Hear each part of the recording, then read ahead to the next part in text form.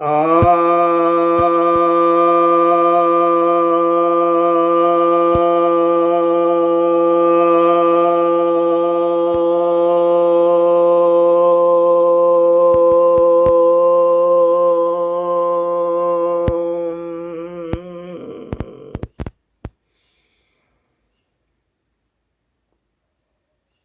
सभी भक्तजनों को सप्रेम नमन। भक्तों, आज एक अर्थ शास्त्र के मुद्दे पर चर्चा करने जा रहा हूं। यह है बेरोजगारी का मुद्दा, जो कि भारत के युवाओं के लिए बहुत ही महत्वपूर्ण है। यूं तो बेरोजगारी से पूरा विश्व ही जूझता रहा है। आज से ही नहीं, जब से मानव सभ्यता है तब से बेरोजगारी रही है।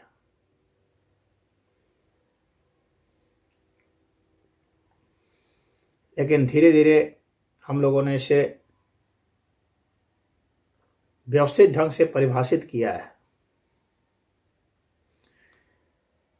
और उसके अनुसार से ही हम लोग रोजगार और बेरोजगार की चर्चा करते हैं। जनरल कॉन्सेप्ट यही है हम लोग के युवाओं में कि जिसे सरकारी नौकरी नहीं मिली या जिसे प्राइवेट कंपनी में अच्छी जगह पर नौकरी नहीं मिली और जिसका अच्छा कोई बिजनेस नहीं है और जिसके पास बहुत लंबी चौड़ी खेती नहीं है, वो अपने को बेरोजगार ही समझता है।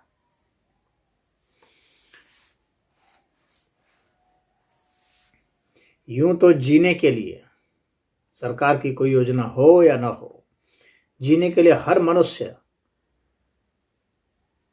कुछ न कुछ अपनी तरफ से प्रयास करता ही है और कोशिश करता है भरसक कि उसे कानून के दायरे में मान्यता प्राप्त आय का जरिया मिल जाए। नहीं मिलने पर वह गैर कानूनी तरीके भी अपनाता है, ठगी के तरीके को भी अपनाता है, चोरी, डाका, स्मगलिंग, बहुत सारी चीजों को वह करता है, अवैध काम करता है।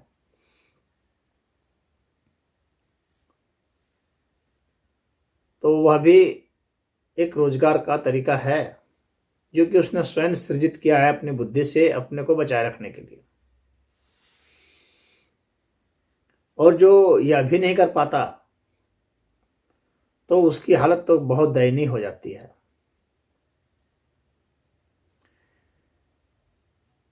और वह अपने माता पिता पर निर्भर हो जाता है या फिर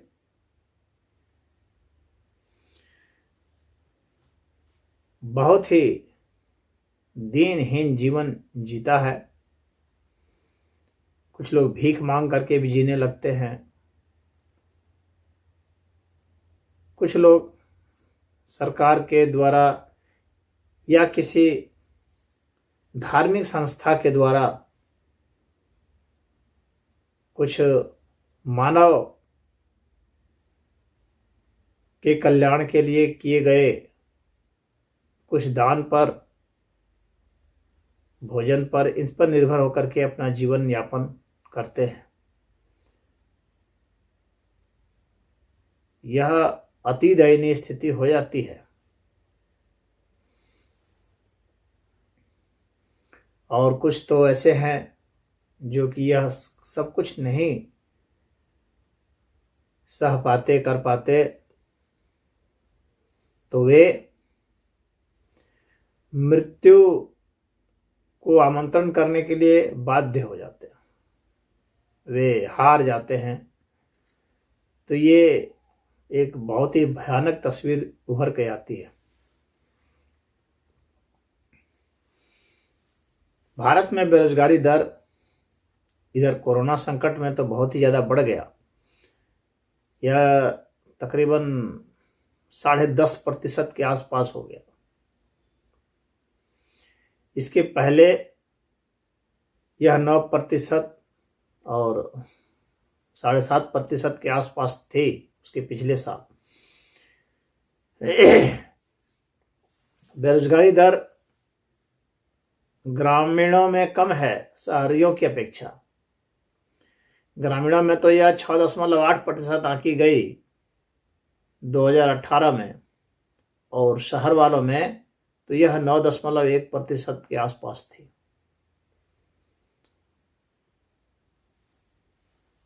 और ये बेरोजगारी दर महिलाओं में भी, जो अगर लिंग के हिसाब से जो बेरोजगारी दर है, तो उसमें तो पुरुष का 17.4% है, तो महिला का 13.6% है। तो यह जो बेरोजगारी दर है, इसके पीछे जो कारण बताए जाते हैं बहुत सारे। ये जो रिपोर्ट है, यह रिपोर्ट तो ऐसे एजेंसियों की है जो सरकारी एजेंसियां नहीं हैं, उनकी है। जैसे प्यू रिसर्च सेंटर है उसकी है, लेकिन जो सरकारी है और अंतर्राष्ट्रीय है, जैसे इंटरनेशनल लेबर ऑर्गेनाइजेशन जो है, अंतर्राष्ट्रीय स्तर पर जो संयुक्त राष्ट्र संघ की जो है, तो उसके हिसाब से तो थोड़ा सा कम है, परंतु फिर भी वह मात्र 2018-19 में तो 3.5% दिखला रहा है भारत में बेरोजगारी दर। जबकि उस समय भी भारत में कुछ जो प्राइवेट या स्वयंसेवी संस्थाएं हैं जो इस पर सर्वे कराती हैं, उनका फिर भी जो है 6% के आसपास बेरोजगारी दर था। तो इंडियन लेबर ऑर्गेनाइजेशन का यह जो है, तो पता नहीं वो डाटा वे कहाँ से लिए हैं। और भारत सरकार भी 7% के आसपास तो मानते ही रही है कि इतनी बेरोजगारी है।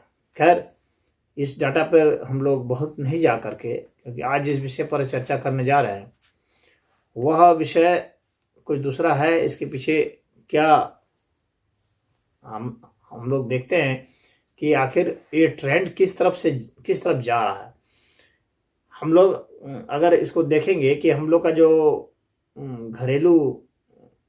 सकल घरेलू उत्पाद है और सकल घरेलू मूल्य वृद्धि जो वार्षिक दर है, वह तो 8.6% के आसपास है,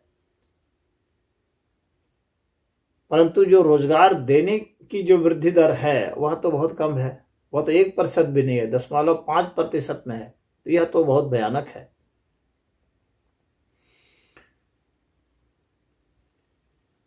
हम लोग पूंजी बहुत इन्वेस्ट करके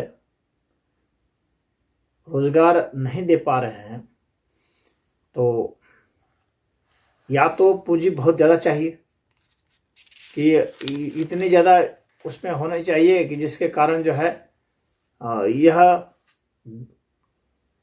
कम होते हुए भी 0.5% है, तो मान लीजिए 1% या 0.5 भी रहे, लेकिन बहुत ज़्यादा हो जाए तो फिर हम लोग इस बेरोजगारी की समस्या को हल कर सकते थे। और भारत का जो श्रम मंत्रालय है और यहाँ जो श्रम संबंधित जो कानून हैं केंद्रीय स्तर पर और राज्य स्तर पर बतलाते हैं कि तकरीबन 250 के आसपास कानून बने हुए हैं। तो ये जो कानून हैं भारत सरकार और राज्य सरकार ने ये जो कानून बना रखे हैं इतनी इतनी संख्या में, तो ये सब कानून बतलाते हैं कि इसके कारण भी जो विदेशी कंपनियां हैं वो बिदक जाती हैं और यहाँ पर इन्वेस्ट करने से बचती हैं कि इतने इतने कानून का पालन करना पड़ेगा, जिसके कारण वे यहाँ आना नहीं चाहती हैं, दूसरे देशों में चले जाती हैं। हालांकि इन कानूनों को थोड़ा सा ढीला करके, और क्योंकि ऐसा सिस्टम होना चाहिए कि जिसमें जो नियोक्ता है और जो बेरोजगार हैं इन दोनों की ही आवश्यकता पूर्ति हो जाए, दोनों को एक सही प्लेटफॉर्म मिल जाए जहाँ से कि दोनों का एक अच्छा संबंध बन जाए, जिससे कि रोजगार का सृजन हो सके। हालांकि भारत जो है काफ़ी हर क्षेत्र में उपजाऊ है, यहाँ हर तरह की संभावनाएं हैं, चाहे पर्यटन संबंधित हो, चाहे कृषि संबंधित हो, चाहे उद्योग संबंधित हो, चाहे यहाँ जो है सेवा क्षेत्र में जो श्रमिक है वह हो। यहाँ बताया जाता है कि यहाँ की जो प्रतिवर्ष जो है श्रमिकों की जो संख्या में जो वृद्धि है वो तकरीबन 80 लाख है। 80 लाख श्रमिक यहाँ प्रतिवर्ष पैदा हो जाते हैं, उतना दर है, जबकि हम उतना रोजगार नहीं दे सकते। यह बहुत बड़ी संख्या है। तो अब जब हम इतने को रोजगार नहीं दे सकते तो आखिर हमें क्या क्या करना पड़ेगा, और आखिर हमारे बेरोजगारी का जो ट्रेंड है यह किस तरह से इसको हम लोग मैनेज कर सकते हैं। हम लोग को यह भी देखना पड़ेगा कि हम लोग कि ये जो बेरोजगार है आखिर ये किस तरह के बेरोजगार है। कुछ तो ऐसे भी बेरोजगार हैं जो कि कुछ मौसमी टाइप के बेरोजगार भी होते हैं।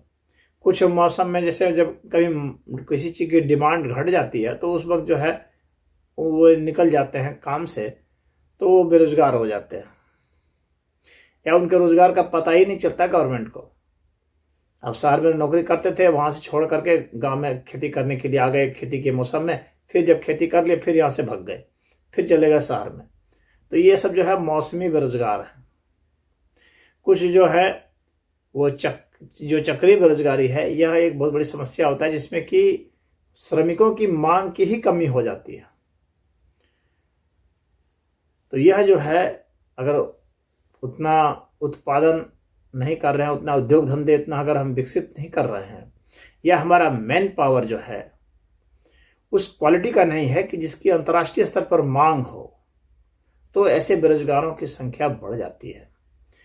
देखिए ये पूरा वर्ल्ड जो है एक कंपटीशन का स्थान है, यहाँ आपको कंपटीशन करना पड़ेगा हर क्षेत्र में।